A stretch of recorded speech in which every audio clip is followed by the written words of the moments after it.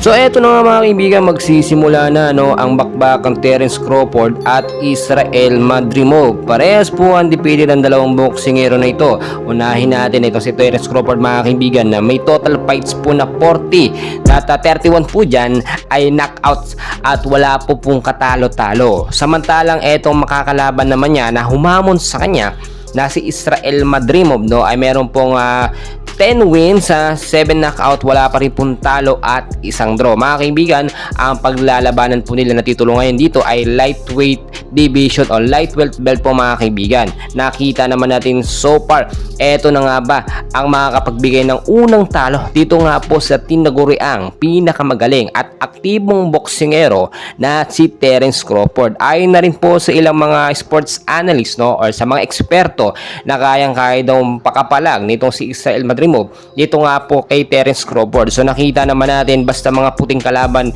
nitong si Terence Crawford ay kanya napapataob. So nakita naman natin ilang highlights si Terence Crawford kung paano talaga siya lumaban ngayon.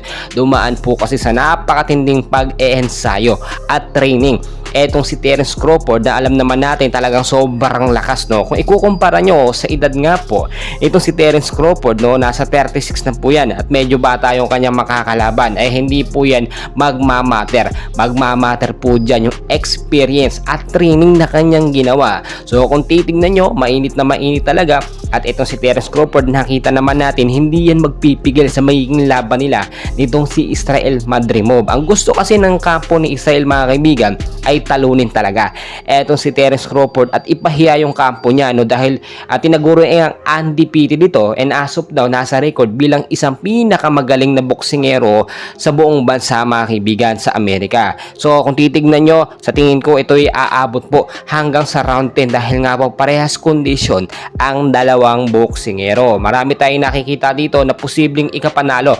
Ito nga po si Israel Madrimov dahil sa kanyang training na ginagawa and ayon sa ilang mga coaches nakita nila na ito nga pong ginawang pagde-training nitong si Israel Madrimov ay dumaan sa matinding pagsusuri kagaya ng ginagawa ng ating 8th division legendary boxer na si Manny Pacquiao. Din recently alam naman natin etong si Terence Crawford ay hinahamon etong si Manny Pacquiao pero hindi po yan pinatulan ni Manny mga kaibigan dahil alam niyang wala siyang kalaban-laban dito kay Terence Crawford. Bihira or limitadong mga boksingero lamang ang humahamon dito kay Terence Crawford, yung may lakas lamang ng loob. Dahil kung titignan po ninyo, fair and fair talaga lumaban etong si Crawford mga kaibigan at kayang-kaya niyang pabaksakin ang kahit sinong mga boksingero. So mga kaibigan, abang-abang tayo sa update live mamaya. I-update ko kayo and please huwag niyo kalimutan mag-like